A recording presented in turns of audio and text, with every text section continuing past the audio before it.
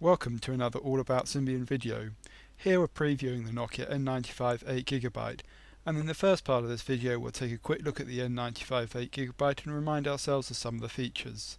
It's running S63rd edition Feature Pack 1, which means a whole suite of applications and software. As before, the 5 megapixel camera is one of the key functions of the N95. You can see it here on the back of the device. Also key are the media playback features, and here we see the phone in landscape mode with the top slide visible with the multimedia controls. Of course, GPS remains a core feature as well. There's now support for assisted GPS for faster lock-ons, and the Maps software has been updated to the latest version. The most obvious software change to the N95 8GB is the new multimedia menu. This is really the first implementation we'll see of the Nokia OV brand strategy. The multimedia menu is made up of a carousel of panes, as we can see here, with access to all the key functions, software and services on the phone. If we go into the music here, you'll see that we go into the usual music playback application with the ability to browse through your music collection, look at albums, look at artists and so on. This will also go in, of course, to the music playing application, which has support for album art and the usual playback controls. Going back to the multimedia menu, we can see that it also works for other features. Here, for example, we see the Engage game, which will ship on the N95 8GB, although we should note it will also be available for the classic N95. In this case, we're seeing the preview application, which will invite you to download the full application. The full application includes the ability to download and play Engage games, with a cost ranging from €6 to €10. The application, as we can see in this next clip, also gives you the ability to see your own profile, your friend's profile, and generally interact with others in the community. Going back to the multimedia menu, we'll now take a look at an example of another application, in this case web.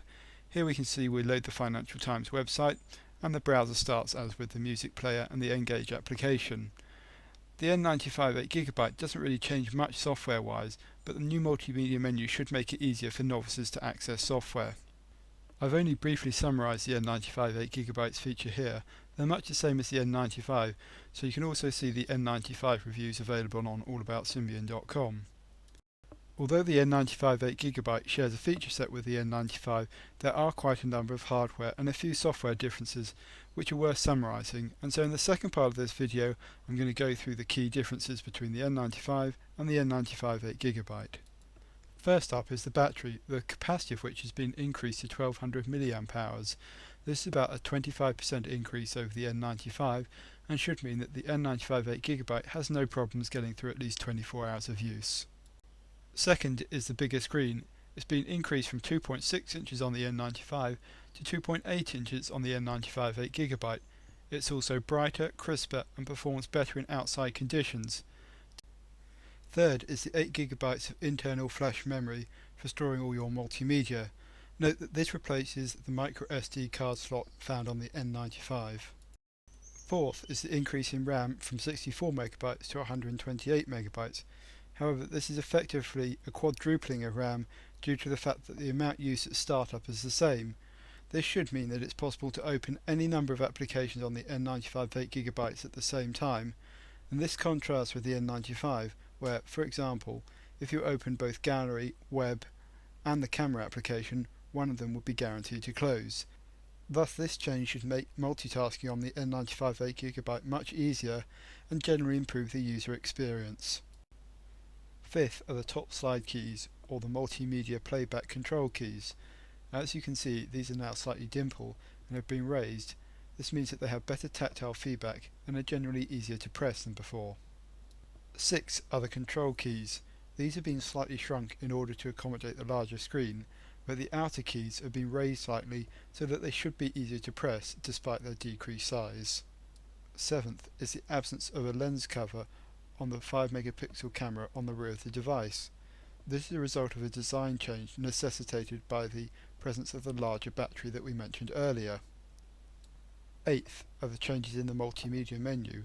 The applications available are broadly the same, but you can access a lower level of functionality from the menu than previously possible. However, on the downside, the menu itself is less customizable on the new version. Finally, there are a number of software tweaks These include the camera, where there's better performance in terms of startup and picture capture time. Also, the N-Gage application will be installed by default, although it's also available for the N95 Classic. Then there's the search application that's available from the idle screen. This allows you to search through the content of your device as well as search on the internet.